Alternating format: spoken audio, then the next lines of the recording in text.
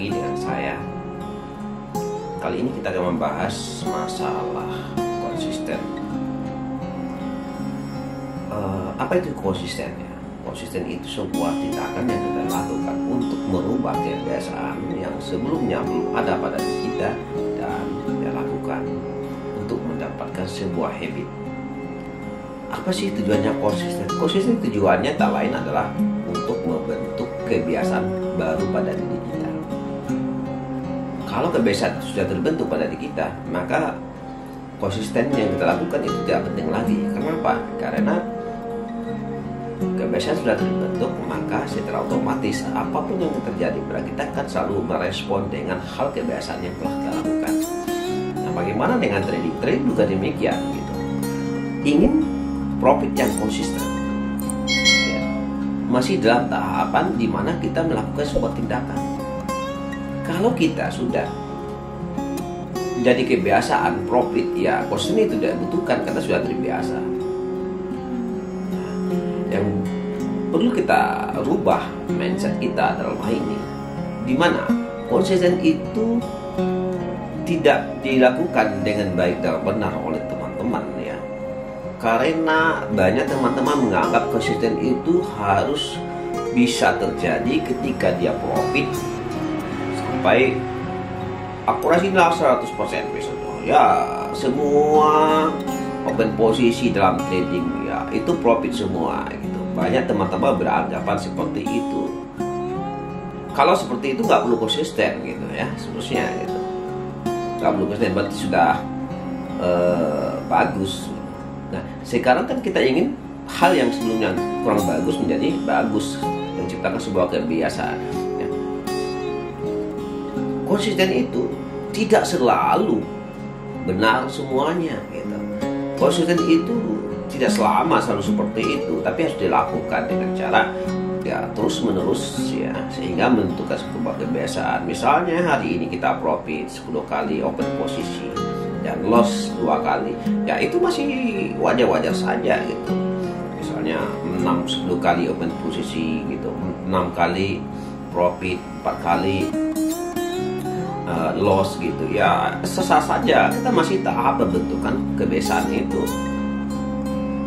Nah, yang terjadi ada yang melakukan open posisi terus-menerus seperti itu, baru profit 9 kali dan loss sekali dia udah berubah, tidak mau melakukan konsisten lagi gitu, karena dia anggap sebuah kesalahan dan dia nggak melakukan lagi. Besoknya gitu, nggak lakukan lagi. Akhirnya dia meninggalkan konsisten itu dan kebiasaannya nggak didapatkan. Seharusnya apapun yang terjadi dalam pembentukan kebiasaan itu ya kita harus terus melanjutkan supaya hasilnya sesuai dengan target kita adalah menjadi sebuah kebiasaan. Nah, kalau kita sudah terbiasa ya tidak masalah, konsisten nggak dibutuhkan seperti saya dikasih tahu sebelumnya. Untuk belajar konsisten itu berat, memang kita butuh disiplin. Konsisten itu bisa terus berlanjut ketika kita sudah memahami ya konsep dari apa itu konsisten. Nah, sekarang ya kita harus lakukan gitu, dengan konsisten dengan satu sistem saja, jangan diganti-ganti. Kemudian konsisten dengan turun kita open gitu ya, jangan kita rubah-rubah gitu. Dan itu kita lakukan terus sehingga nanti menjadi kebiasaan. Dan kendala yang kedua yang terjadi pada teman-teman, di mana proses. Nah, teman-teman tidak bisa menghargai proses, sehingga gonta-ganti sistem trading, gonta-ganti rule trading, dan gampang juga terpengaruh dengan SS orang lain, profit orang lain, narasi-narasi orang lain gitu. Sementara kita punya sistem sendiri dan punya cara sendiri gitu.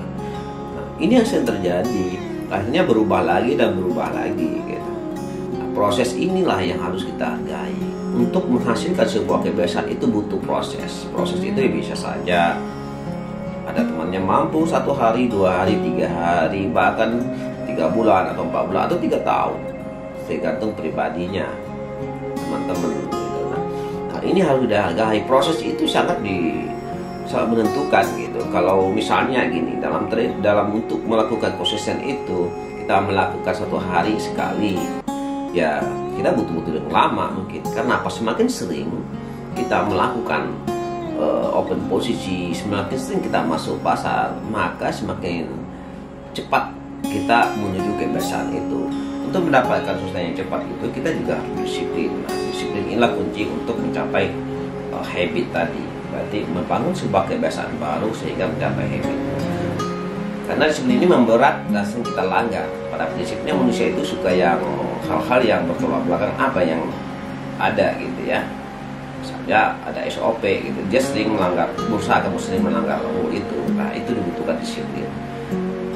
Bagaimana caranya kita bisa disiplin? Saya akan memberikan tips kepada kita untuk disiplin yang pertama. Yang pertama, kita harus evaluasi diri kita dulu ya. Evaluasi diri kita dulu, tanya diri kita dulu.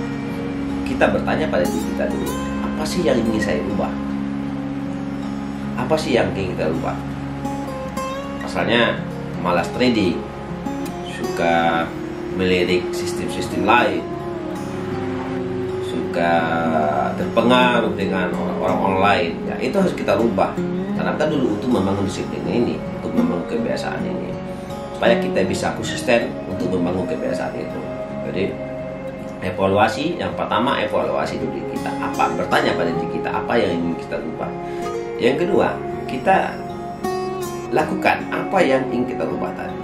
Misalnya rule open posisi, kita langsung open posisi di market, kita ulang-ulang tuh sesuai dengan SOP gitu ya, sesuai dengan rule trading kita.